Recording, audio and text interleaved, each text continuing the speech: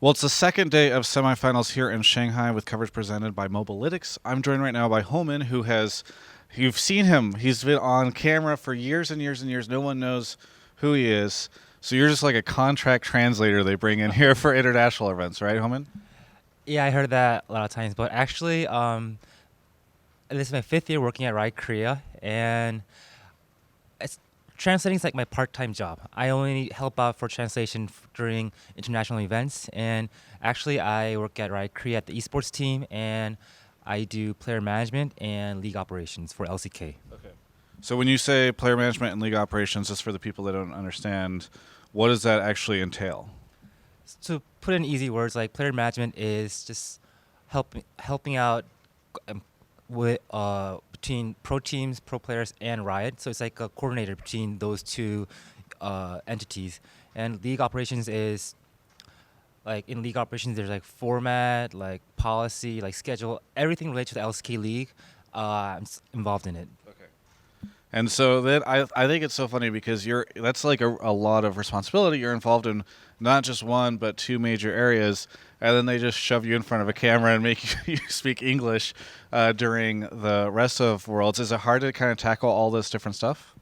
Well, while I'm at international tournaments, I just try to focus on this like translation job because I think that since Korean players have been playing so well, and it's important to uh, convey the exact correct message to the players, Yeah. and since they have like they're playing so many games and they're winning so many games, and there's a lot of interviews going on, not even on stage but on backstage with media interviews and like those all that stuff going on. Overall, it's just a really great experience that I haven't had in the past. Yeah. So, how did you first off? How did you end up doing the translations the first time? And was it just sort of like who here can speak both and wants to be on camera, or was it? And also, did you expect that it would last this many years? Did you expect that it to be, go on for all this time? So actually, you're half correct. Like I think my first interview was 2014 All Stars. Before that, uh, there wasn't as many English speaking like writers at Korea office, and since I was doing player management, I was more close to the players and I had a better relationship. So they thought that maybe I could provide a more comfortable environment for the players to do an interview. And since I can speak somewhat English, Yeah. my team managers offered me this opportunity. And at first, I just thought it could be somewhat a fun experience to be on camera for the first time in my life. Yeah. And I was just thinking that it would be like a one-time thing, but I don't know how it happened. But now I'm still doing it for it's been like 4 years or Yeah. so. So, um, yeah, that's how I first started doing this job. So when people see you with me, it's always in some back room somewhere, and there's no audience. It's like me and maybe a video producer here. There's not even a video producer. But oftentimes when you are with Shocks, you are oftentimes in front of like an arena and millions of people watching online. Does that get to you, or did it take a while for you to get comfortable with it? Do you still get nervous? Oh, I still get nervous all the times. Like, actually, when I first started, I wasn't that nervous, but after a couple interviews, I started getting messages from my friends and from people like that I've been in touch for a while. Yeah. And then I started to realize, oh, like a lot of people are actually watching this. And especially when I do interviews like on stage and like when there's like a semifinals or finals, when there's a huge arena and like bunch of like the venue's packed and there's like like 10,000, 20,000 people in the audience, that's when it really gets to me. And I just try to keep telling myself, let's just have fun. Let's have a fun time talking with a player with Shocks, but it never gets easy. Do you have a following, or because I know that like in the West, people obviously know about you and they comment on Reddit threads about you or whatever. But do the Korean fans know who you are, and do they like message you? Do they? I don't even know if people follow you on Korean social media or anything. Well, I don't do any Twitter stuff, so I don't get any like direct following, but uh, Cloud Templar, he's a close friend of mine, Yeah. and he mentioned me once during I think it was 2015 Worlds, Yeah. and after that, after he gave me a huge shout out, I did become somewhat known to the Korean fans, and I had one written interview with Inven. So after that, people got to know about me a lot more. And as you first asked me in this interview, a lot of people just knew me as a part-time translator. But after my actual introduction, a lot of fans got to know me a lot more better, and I do get some messages from like Facebook or like Instagram, but not that many. Yeah.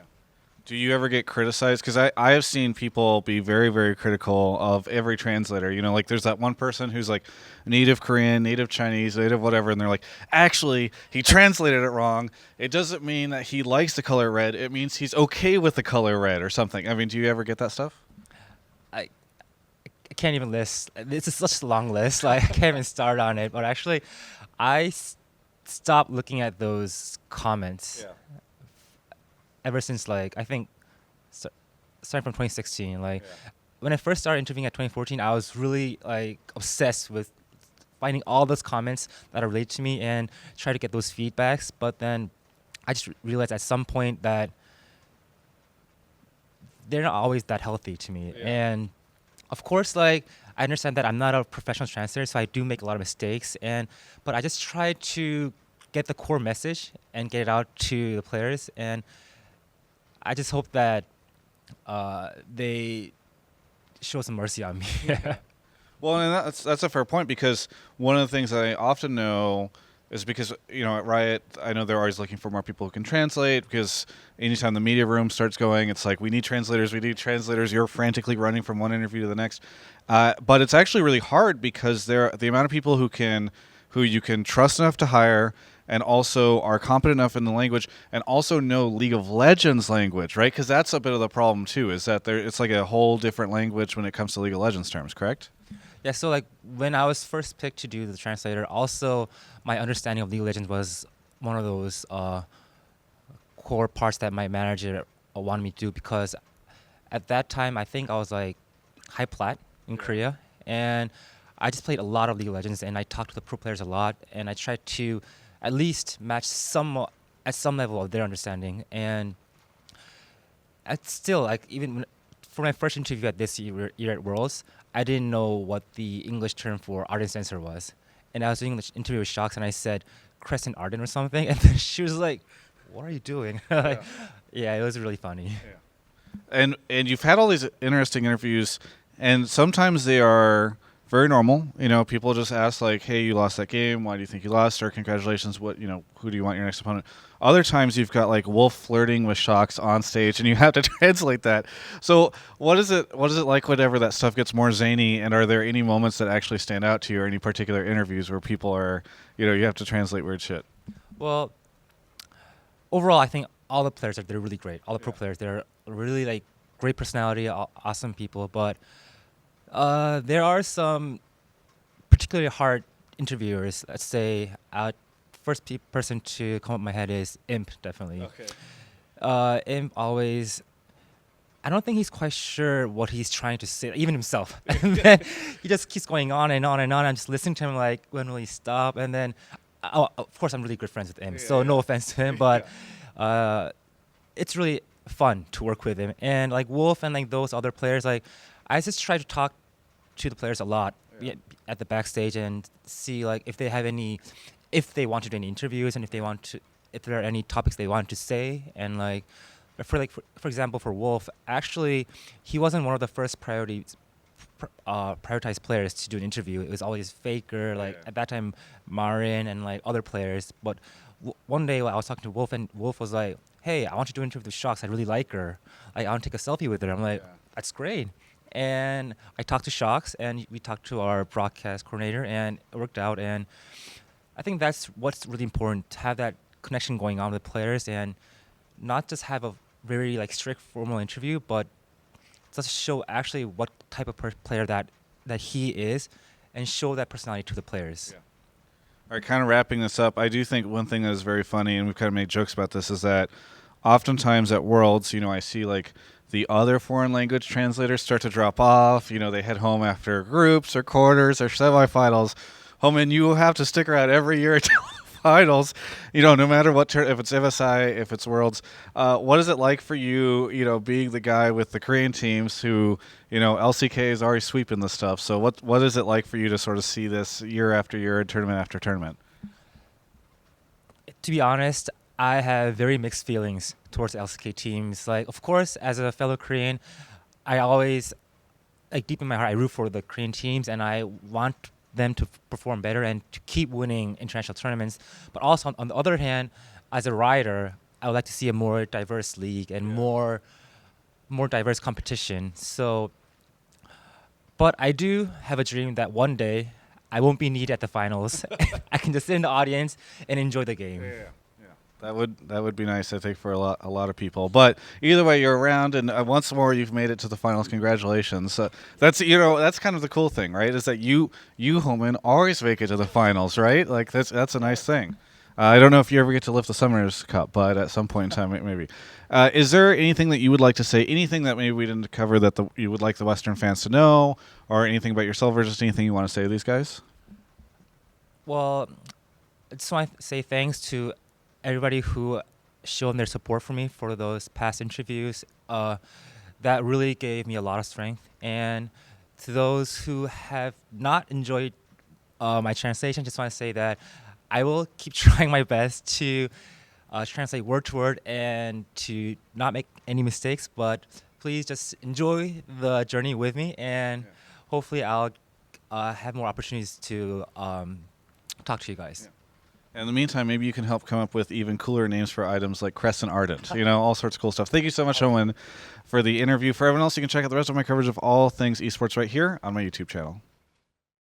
Oh, hello. I didn't see you there. I actually just got back to the hotel after going to the venue for some interviews, and I'm actually just checking out the new Mobalytics esports site. That's right. You've heard me talk to you about how they help you figure out your strengths and weaknesses, but they've just launched this new thing for Worlds. There's so much functionality. Let me tell you about it.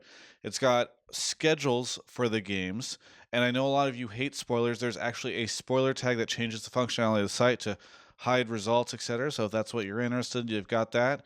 There are pre-game analytics and analysis for matches before they even start. There are post-game breakdowns, builds, and more advanced stats, including analytics using Mobalytics' specific formula. There's even a section dedicated to champions themselves. In fact, you can search specifically for your favorite player, track their games, view heat maps, read through their champions, and see more. And finally, by the way, if watching these videos is too taxing, Mobalytics actually has transcribed many of my world interviews for your reading pleasure. So be sure to check it out. It's got all sorts of cool stuff on it. Explore the site. It's esports.mobalytics.gg. And by the way, thanks for watching this video. You can actually sign up for their service if you want to get better at League of Legends over at mobalytics.gg/Travis.